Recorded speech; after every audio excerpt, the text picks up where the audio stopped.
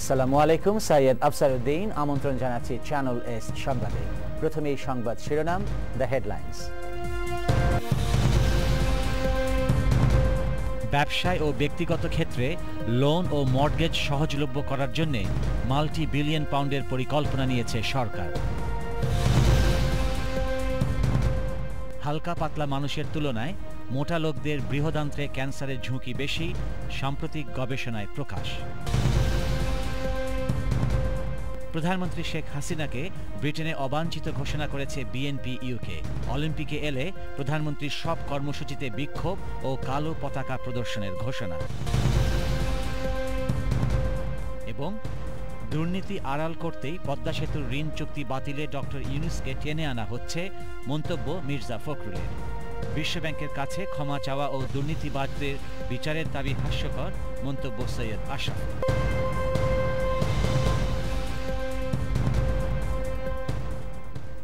এবারে বিস্তারিত। ব্যবসায় ও ব্যক্তিগত ক্ষেত্রে লোন ও মর্টগেজ সহজলভ্য করার জন্য মাল্টি বিলিয়ন পাউন্ডের পরিকল্পনা নিয়েছে ব্রিটিশ সরকার। লোন এবং মর্টগেজ যাতে করে আরও বেশি ও সস্তায় পাওয়া যায়, সেজন্য সরকার ফান্ডিং ফর লেন্ডিং নামের এই স্কিমটি ডিজাইন করেছে। ফান্ডিং ফর লেন্ডিং স্কিমের আওতায় ব্যাংক ও বিল্ডিং সোসাইটিগুলোকে লো কস্ট ফান্ডস বা কম খরচে তহবিল পাইয়ে দেবে ব্যাংক অব ইংল্যান্ড। প্রাথমিকভাবে ব্যাংকগুলো এখনকার মতোই 5% সমপরিমাণ ঋণ গ্রহণ করতে পারবে, তবে লেন্ডিং বাড়ালে তারা আরও বেশি ঋণ পেতে পারে। ফাইন্যান্সিয়াল ইনস্টিটিউশনগুলোতে চিপার রেটস বা সস্তা হারে কী পরিমাণ ঋণ পেতে পারে তার কোনো আপার লিমিট বা ঊর্ধ্বসীমা নেই, তবে আশা করা হচ্ছে প্রাথমিক বরাদ্দ থাকবে প্রায় 80 বিলিয়ন পাউন্ডের বা বর্তমান স্টক অব লেন্ডিংয়ের 5%। ক্রমবর্ধমান ঋণ খরচ ও ঋণ নেওয়ার হার কমে যাওয়া রোধ করতে এই কর্মসূচি নেওয়া হয়েছে। উল্লেখ্য, 2008 সাল থেকে লেন্ডিংয়ের হার কমেছে 16%। সরকারের এই স্কিমকে ব্রিটিশ অর্থনীতির জন্য ব্যাপক সহায়তা বলে উল্লেখ করেছেন chancellor George Osborne. This scheme is very straightforward. The banks only get the money if they are lending more to businesses and to families, and the end result is a firm like this will see a cheaper loan so it can expand and take people on. A family will see a cheaper mortgage so they've got more money to spare. We're over-dependent. কথা বলছিলেন George Osborne. হালকা পাতলা মানুষের তুলনায় বেশি ওজনের বা মোটা মানুষদের কোলন বা বৃহদান্ত্রে টিউমার দেখা যাওয়ার ঝুঁকি বেশি, যা পরবর্তীতে ক্যান্সারের রূপ নিতে পারে। সম্প্রতি মার্কিন চিকিৎসা সাময়িকী গ্যাস্ট্রোঅ্যান্ট্রোলজিতে প্রকাশিত এক আন্তর্জাতিক গবেষণার ফলাফলে একথা বলা হয়েছে। বিস্তারিত দেখুন আমাদের এক্সিকিউটিভ এডিটর তহিদ শাকিলের ডেস্ক রিপোর্টে। ওয়ার্ল্ড হেলথ অর্গানাইজেশন WHO নির্দেশনা অনুযায়ী উচ্চতার ও শরীরের ওজনের অনুপাত 25 BMI এর বেশি হলে স্বাভাবিকের তুলনায় ওজন হবে বেশি, আর BMI 30-এর ওপরে হলে তাকে ওবিস বা স্থূল বলা যায়।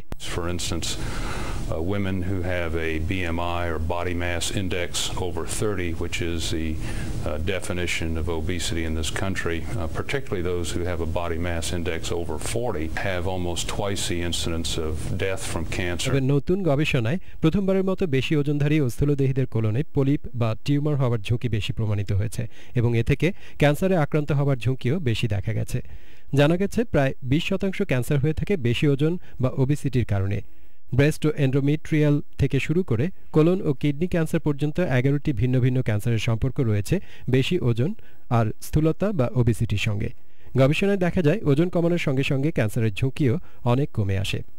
Being overweight and obese as a cancer survivor is associated with worse outcomes, both in terms of quality of life, in terms of recurrence and survival. When we talk about cancer prevention, thinking about making lifestyle changes to focus on something that's going to lead to healthy weight over the long term, because that's what's going to reduce your cancer risk. London imperial কলেজের গবেষক হুতান আশরাফিন ও তার সহ গবেষকরা Asia, Europe ও যুক্তরাষ্ট্রের 1 লাখেরও বেশি মানুষের উপর চালানো 23টি গবেষণার ফল বিশ্লেষণ করে দেহের ওজনের সঙ্গে টিউমারের সম্পর্ক খুঁজে দেখেন। এর সামগ্রিক ফলে দেখা যায় বেশি ওজনধারী ও মুটিয়ে যাওয়া 22% মানুষের বৃহদান্ত্রে টিউমার রয়েছে। বিপরীতে স্বাভাবিক ওজনের 19% মানুষের কোলনে টিউমার পাওয়া যায়। ব্রিটেন, মার্কিন যুক্তরাষ্ট্র ও অস্ট্রেলিয়ার চিকিৎসক ও গবেষকরা সম্প্রতি এই ঝুঁকিকে বর্তমান পৃথিবীর সবচেয়ে বড় হেলথ চ্যালেঞ্জ হিসেবে হুঁশিয়ার করেছেন। গত 40 বছরে বিভিন্ন দেশের সরকার সুচিন্তিতভাবে এই বেশি ওজন ও ওবেসিটির ঝুঁকির বিষয়টি এড়িয়ে গেছে। 2 billion people in the world that are overweight, 2 billion adults in the world that are overweight or obese, and about 170 million children. And particularly in low and middle income countries, this is going up in a very steep trajectory. স্বাস্থ্য বিশেষজ্ঞরা সতর্ক করে দিয়েছেন, বর্তমান প্রবণতা অব্যাহত থাকলে 2030 সালের মধ্যে মার্কিন যুক্তরাষ্ট্রের প্রায় অর্ধেক নারী পুরুষ এবং ব্রিটেনের প্রায় 48% পুরুষ ও 43% নারী অবিজ হয়ে পড়বেন। পাশ্চাত্যের তুলনায় এশিয়ায় এই ঝুঁকি কিছুটা কম। জাপান ও চায়নাতে দেখা যায় প্রতি 20 জনে একজন নারী স্থূলকায় বা ওবিজ। বিশ্বজুড়ে বর্তমানে বহু দেশেই হেলথ কেয়ার কস্টের 6% ব্যয় হয় ওবিসিটির পেছনে। ওবিসিটি জীবনের যে কোনো স্টেজেই ঝুঁকির সৃষ্টি করতে পারে। ওয়াশিংটন ইউনিভার্সিটির ফিজিশিয়ান ডক্টর কেলি মলি ইঁদুরের উপর গবেষণা করে দেখিয়েছেন, গর্ভকালীন সময়ে মায়েদের ওবিসিটি থাকলে পরবর্তীতে নবজাত ছেলে শিশুর প্রোস্টেট ক্যান্সারের ঝুঁকি বাড়ে। It's clear that changes are occurring as early as before conception that could potentially impact your predisposition to developing cancers. This is key to determining our risks and how we develop those diseases later in life. ক্যান্সারের হাত থেকে রক্ষা পেতে তাই বিশেষজ্ঞ চিকিৎসকেরা স্বাস্থ্যসম্মত খাদ্যাভ্যাস ও লাইফস্টাইলের উপর জোর দেন। My particular area of interest is the translation of that evidence into current practice and policy. So people like the World Cancer Research Fund have, and indeed the American Cancer Society, have a set of recommendations for cancer survivors about avoiding excess weight, being physically active and following an appropriate sort of diet. BMI এর মান বাড়ার সঙ্গে সঙ্গে tumour হওয়ার ঝুঁকিও বাড়ে। তবে স্থূলদেহ হলেই টিউমার বা সিস্ট হবে তা গবেষণায় বলা হয়নি। তেমনটি হলে মোটা মানুষের সংখ্যা বাড়তে থাকা এই বিশ্বের জন্য তা দুঃসংবাদ হয়ে দাঁড়াবে। বিশ্ব স্বাস্থ্য সংস্থার হিসাব মতে বিশ্বে স্থূল মানুষের সংখ্যা প্রায় 50 কোটি, আর 2008 সালে বিশ্বব্যাপী বৃহদান্ত্রের ক্যান্সারে মারা যাওয়াদের সংখ্যা 5 লাখেরও বেশি। Tauhid Shakil, channel S news desk. দেখছিলেন সহকর্মী তৌহিদ শাকিলের ডেস্ক রিপোর্ট। বাংলাদেশের প্রধানমন্ত্রী শেখ হাসিনাকে ব্রিটেনে অবাঞ্ছিত ঘোষণা করেছে বিএনপি ইউকে শাখা। অলিম্পিক অনুষ্ঠানে যোগ দিতে আসা প্রধানমন্ত্রী যেখানেই যাবেন সেখানেই কালো পতাকা এবং বিক্ষোভ কর্মসূচি পালন করবে বলেও ঘোষণা দিয়েছে বিএনপি। শুক্রবার দলের এক সংবাদ সম্মেলনে এই ঘোষণা দেন ইউকে বিএনপির আহ্বায়ক এম এ মালিক।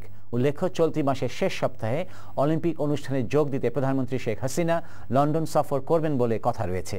বিস্তারিত জানাচ্ছেন কামাল মেহেদি, আর ক্যামেরায় ছিলেন সুভাষ দাস। প্রধানমন্ত্রী শেখ হাসিনা নিজে আশ্বাস দিয়েছিলেন নিখোঁজ ইলিয়াসকে উদ্ধারের, অথচ প্রায় 3 মাস হতে চলল এখনও সন্ধান মেলেনি নিখোঁজ এম ইলিয়াস আলী ও তার ড্রাইভারের। ইলিয়াস নিখোঁজের পুরো ঘটনা সম্পর্কে শেখ হাসিনা অবহিত রয়েছেন বলে বিশ্বাস করেন ইউকে বিএনপির আহ্বায়ক এম এ মালিক। যখন ইলিয়াস আলীর সন্ধানের ব্যাপারে সিকিউরিটি এবং এই যে লোকাল যারা চিল্লাচিল্লি করছে, এরা 3-4 জন দোকানদারেরও তারা গায়েব করে লিছে। ইভেন দি পুলিশ আসিল, যেটা যে পুলিশে দেখছে যে আপনার ওই যে ট্রাফিক পুলিশ যারা থাকে, এই যে পুলিশে দেখছিল এই পুলিশ পর্যন্ত বাদরদিন নিয়ে গায়েব করে লিছে। তো এই হিসাবে আমরা 100% কনফার্ম এবং কনভিন্স যে প্রধানমন্ত্রী শেখ হাসিনা এগু তাই জানেন। প্রধানমন্ত্রী শেখ হাসিনাকে ইউকের ভিসা না দিতে ব্রিটিশ সরকারের প্রতি আহ্বান জানিয়েছে ইউকে বিএনপি। ব্রিটিশ সরকার তাতে ইতিবাচক সাড়া দেবে বলেও আশা ইউকে বিএনপি নেতৃবৃন্দের। আমরা বাংলাদেশের সুখে আমরা হাসি, বাংলাদেশের দুঃখে আমরা কাঁদি, সেই হিসাবে আমরা বিশ্বাস করতাম চাই। এবং আমরা এই দেশের বিগ কন্ট্রিবিউটার, আমরা বিজনেসম্যান, আমরা এই দেশের নাগরিক, সেই হিসাবে ব্রিটিশ গভর্নমেন্ট আমরা হতাফন বলছিলাম। ব্রিটিশ সরকার ইউকেতে আসতে দিলেও এখানে প্রধানমন্ত্রী শেখ হাসিনাকে অবাঞ্ছিত ঘোষণা করেছে ইউকে বিএনপি। শুধু তাই নয়, যেখানেই শেখ হাসিনা সেখানেই বিক্ষোভ এবং কালো পতাকা প্রদর্শনের কর্মসূচি দেওয়া হয়েছে।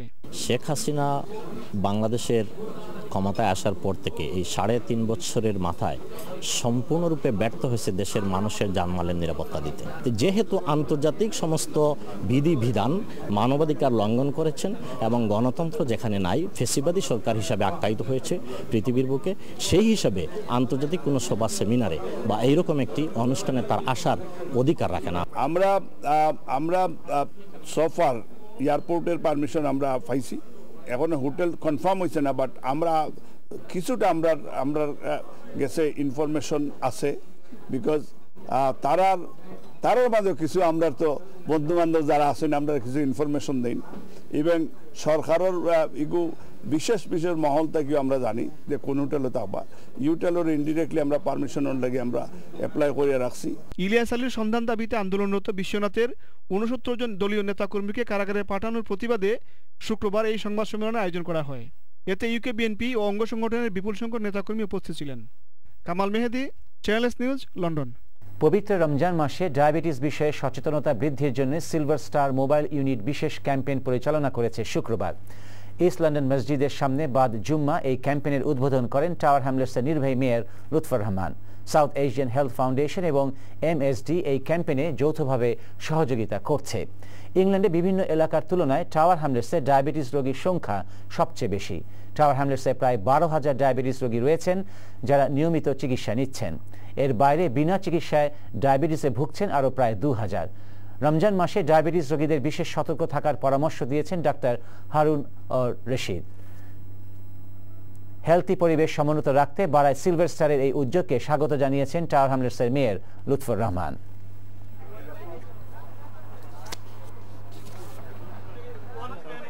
We want to make sure that people are screened, and if they do have the illness, they should get treatment for it, and they should control the lifestyle. Coming on to Ramadan is a good opportunity for us as Muslims and for the whole community to take control of our health, take control of our diet, to make sure that we eat in a way that is conducive to our health and we can lead a long, healthy life. ডায়াবেটিসের সময় আপনারা কিভাবে খাবেন, চিনিযুক্ত খাওয়া খাবেন না, কম তৈলাক্ত খাওয়া খাবেন, ভাজা কম খাবেন, এবং আপনার প্র্যাকটিস নার্স, জিপি তাদের সাথে যোগাযোগ করুন।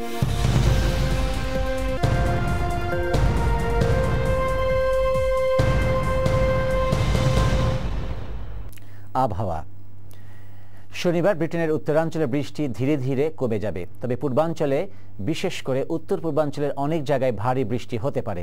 এছাড়া অন্যান্য অঞ্চলের আকাশ উজ্জ্বল থাকলেও কোথাও কোথাও বিচ্ছিন্ন বৃষ্টি হতে পারে। এবার দেখে নিন ব্রিটেন সহ ইউরোপ ও বাংলাদেশের প্রধান কয়েকটি শহরে শনিবারের সম্ভাব্য তাপমাত্রা।